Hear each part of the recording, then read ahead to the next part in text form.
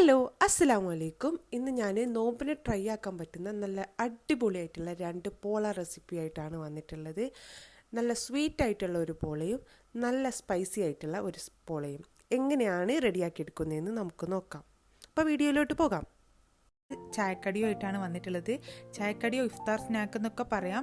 വളരെ നേരത്തെ തന്നെ നമുക്ക് ഉണ്ടാക്കി വെച്ചിട്ട് സെർവ് ചെയ്യേണ്ട സമയത്ത് ജസ്റ്റ് കട്ട് ചെയ്ത് കൊടുത്ത് സെർവ് ചെയ്യാൻ പറ്റുന്ന ഒരു അടിപൊളി സ്നാക്കാണിത്. നേരത്തെ ഉണ്ടാക്കി വെക്കാൻ പറ്റുന്നത് കൊണ്ട് തന്നെ എല്ലാവർക്കും ഇതൊരു യൂസ്ഫുൾ ആയിരിക്കും. ഇപ്പോൾ ഈ ഒരു കിടിലൻ റെസിപ്പിക്കായിട്ട് ഞാൻ നന്നായിട്ട് പഴുത്ത 2 നേന്ത്രപ്പഴമാണ് എടുത്തിട്ടുള്ളത്. ഇനി ഒരു പഴം നമുക്ക് തൊലിയൊക്കെ ഒന്ന് കളഞ്ഞിട്ട് കുഞ്ഞു കുഞ്ഞു പീസാക്കിയിട്ടൊന്ന് കട്ട് ചെയ്തിട്ട് കൊടുക്കാം. ഈ റെസിപ്പിക്ക് നിങ്ങൾ എടുക്കുന്ന പഴം പ്രത്യേകിച്ച് ശ്രദ്ധിക്കുക. ഒരുപാട് പഴുത്ത് അലിഞ്ഞു പോവാത്തതോ എന്നാലും ഒട്ടും പഴുപ്പെത്താത്തതോ ആയിട്ടുള്ളത് എടുക്കരുത്. ഒരു പാകത്തിന് പഴുപ്പെത്തിയ പഴം മാത്രം എടുക്കുക. അപ്പോൾ ഇതിൻ്റെ ടേസ്റ്റ് മാറിയ പഴം എടുക്കാൻ പാടില്ല കേട്ടോ. ഇനി നമുക്കത് സാധാരണ പഴം വാട്ടുമ്പോൾ കട്ട് ചെയ്യുന്നില്ലേ, അതുപോലെ ഒന്ന് കട്ട് ചെയ്തിട്ട് കൊടുക്കാം.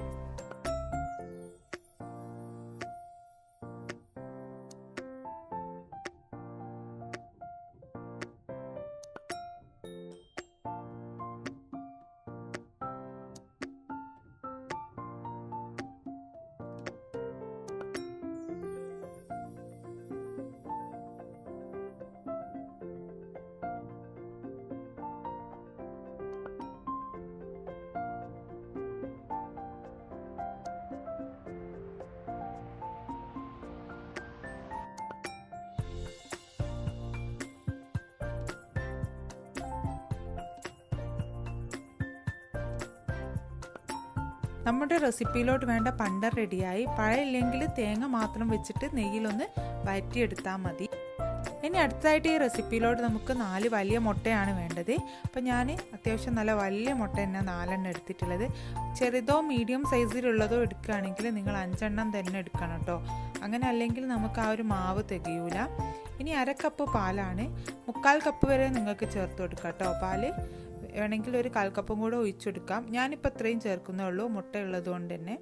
ഇനി ഞാനൊരു 1/4 കപ്പ് പഞ്ചസാര, 1/4 ടീസ്പൂൺ തന്നെ ഏലക്കായ പൊടിയും കൂടെ ചേർത്ത് നന്നായിട്ടൊന്ന് മിക്സ് ചെയ്ത് കൊടുക്കുന്നുണ്ട്. നമുക്കിത് മിക്സിയിലിട്ടിട്ട് നന്നായിട്ടൊന്ന് അടിച്ചെടുത്ത് കഴിഞ്ഞാലും നല്ലോണമായിട്ട് കിട്ടും കേട്ടോ. അപ്പോൾ നിങ്ങൾ മിക്സിയിലിടുകയാണെങ്കിൽ അങ്ങനെ ചെയ്യാം. ഇനി പാൻ ചൂടാക്കിയിട്ട് നമുക്ക് കുറച്ച് അണ്ടിപ്പരിപ്പ് മുന്തിരിയൊക്കെ ഒന്ന് വറുത്ത് കോരി മാറ്റാം.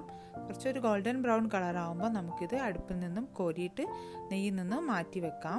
പിന്നെ വേണ്ടിയിട്ടുള്ളത് ഇതിൻ്റെ മെയിൻ ഇൻഗ്രീഡിയൻ്റ് ആണ് ഈ ബ്രെഡ്. ഞാൻ ഇപ്പോൾ നല്ല വലിയ സ്ലൈസ് ബ്രെഡാണ് എടുത്തിട്ടുള്ളത്. ഇതുപോലത്തെ ബ്രെഡ് നമ്മുടെ പാൻ്റെ വലുപ്പത്തിനനുസരിച്ചാട്ടോ. ബ്രെഡിൻ്റെ അളവ് നമുക്ക് കറക്റ്റ് ഒന്നും പറയാൻ പറ്റില്ല. നമ്മൾ എടുക്കുന്ന പാനിനനുസരിച്ച് ബ്രെഡിൻ്റെ അളവ് മാറാം. അപ്പം നമുക്ക് ആ ഒരു മുട്ട മിക്സിൽ ബ്രെഡ് നന്നായിട്ട് മുക്കിയിട്ട് ഓരോന്നായിട്ട് ഞാൻ ഈ ചെയ്യുന്ന പോലെ പാനിൽ നമുക്ക് അടുക്കി വെച്ചെടുക്കാം.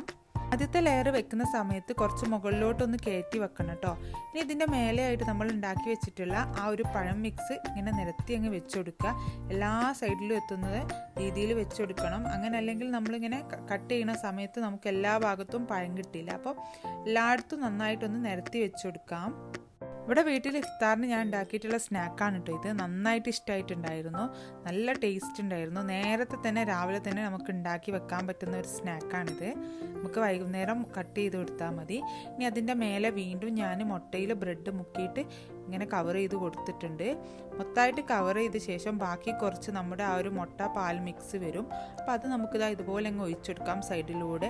അങ്ങനെ ഒഴിച്ചെടുക്കുന്നത് കൊണ്ട് തന്നെ നമ്മുടെ ആ ഒരു അപ്പത്തിന് നല്ലൊരു റൗണ്ട് ഷേപ്പ്, പോളേൻ്റെ ഒക്കെ ഒരു ഷേപ്പ് കിട്ടും.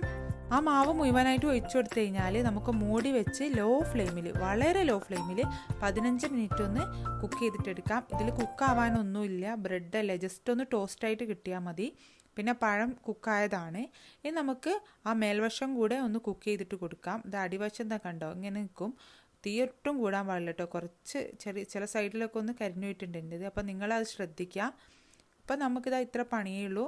ഒന്ന് ചൂടാറി കഴിഞ്ഞിട്ട് നമുക്ക് കട്ട് ചെയ്തിട്ട് കൊടുക്കാം. നല്ല സെറ്റായിട്ട് കിട്ടും.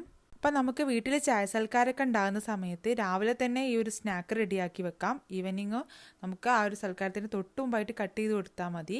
2 മുട്ടയുണ്ടെങ്കിൽ നല്ല ടേസ്റ്റി ആയിട്ട് റെഡിയാക്കി എടുക്കാൻ പറ്റുന്ന ഒരു ഇഫ്താർ സ്നാക്കാണിത്. ഇഫ്താറിന് മാത്രമല്ല, ചെറിയ ചായ സൽക്കാരങ്ങളിലൊക്കെ നമുക്ക് സെർവ് ചെയ്യാം.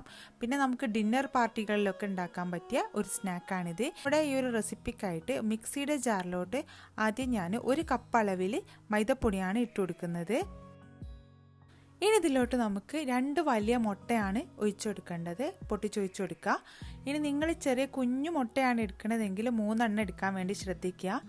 അപ്പോൾ ഇനി വേണ്ടത് 1 കപ്പ് കാച്ചാത്ത പാലാണ് ഒഴിച്ചു കൊടുക്കേണ്ടത്. നമ്മൾ കാച്ചേണ്ട ആവശ്യമൊന്നുമില്ല, ജസ്റ്റ് അങ്ങ് 1 കപ്പ് അളവിൽ ഒഴിച്ചു കൊടുത്താൽ മതി. ഇതിന് പകരമായിട്ട് നോർമൽ വാട്ടർ, ഒരു വാം വാട്ടറും യൂസ് ചെയ്യാം കേട്ടോ, പക്ഷേ കുറച്ചുകൂടെ ടേസ്റ്റ് പാലായിരിക്കും. ഇനി 1/4 കപ്പ് സൺഫ്ലവർ ഓയിലും കൂടെ ഒഴിച്ചു കൊടുക്കുന്നുണ്ട്. കുറച്ച് ഉപ്പ് കുറച്ചേ ചേർക്കാവുള്ളൂ കേട്ടോ, കൂടുതലായാൽ ടേസ്റ്റ് പോവും.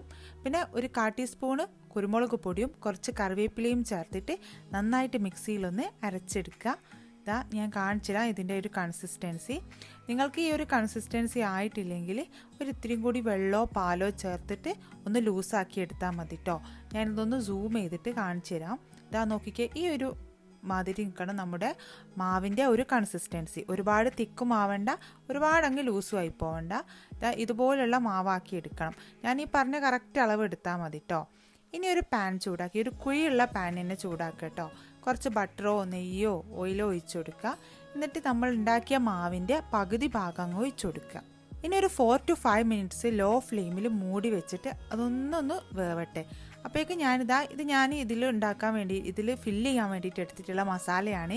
ഇത് പ്രോൺസ് ചെറുതാക്കി മിക്സിയിലിട്ട് ഒന്ന് ഫ്രൈ ചെയ്തതിന് ശേഷം മിക്സിയിലിട്ട് ക്രഷ് ചെയ്തെടുത്ത് ഉള്ളിയിലൊന്ന് വഴറ്റി എടുത്തിട്ടുള്ളതാണ്. ഇതിന് പകരമായിട്ട് നമുക്ക് ചിക്കനോ ബീഫോ നമുക്കിഷ്ടമുള്ള, ഇനിയിപ്പോൾ വേണമെങ്കിൽ എഗ്ഗ് മസാലയൊക്കെ നമുക്ക് യൂസ് ചെയ്യാം. ഒന്നുമില്ലെങ്കിൽ ജസ്റ്റ് ഉള്ളി താളിച്ചിട്ട് ജസ്റ്റ് ഉള്ളി മസാല ഉണ്ടാക്കിയാലും മതി, നമ്മുടെ കയ്യിലുള്ള വെജിറ്റബിൾസൊക്കെ ഇട്ടിട്ട്. അപ്പോൾ ഇതൊന്ന് കുക്കായിട്ടുണ്ട്. ഒരു 4 മിനിറ്റ് കൊണ്ട് തന്നെ ഇത് കണ്ടോ, ഇതുപോലെ ഒന്ന് കുക്കായിട്ട് കിട്ടണം. ഇനി ഇതിൻ്റെ മേലെ നമുക്ക് ആ മസാല ചേർത്ത് കൊടുക്കാം. ഞാനിപ്പം പ്രോൺസിൻ്റെ മസാലയാണ് ചേർത്ത് കൊടുത്തിട്ടുള്ളത്. ഇത് സ്പൂണ് വെച്ചിട്ട് ഇങ്ങനെ ഒന്ന് നിരത്തി കൊടുക്കുക. ആ ഒരു സൈഡിലോട്ട് ആവരുത് കേട്ടോ, ആ ഒരു ഭാഗം കുറച്ചൊന്ന് വിട്ട് കൊടുക്കണം. ഇനി ഇതിൻ്റെ മേലെ ഞാൻ കുറച്ച് ചീസാണ് ഇട്ടിട്ടുള്ളത്. നമ്മുടെ കയ്യിൽ ഉണ്ടെങ്കിൽ ഇട്ടുകൊടുക്കാം, ഇല്ലെങ്കിൽ നിങ്ങൾക്ക് സ്കിപ്പ് ചെയ്യാം. ചീസ് ഇടുമ്പം കുറച്ചുകൂടെ നല്ലൊരു ടേസ്റ്റാണ്.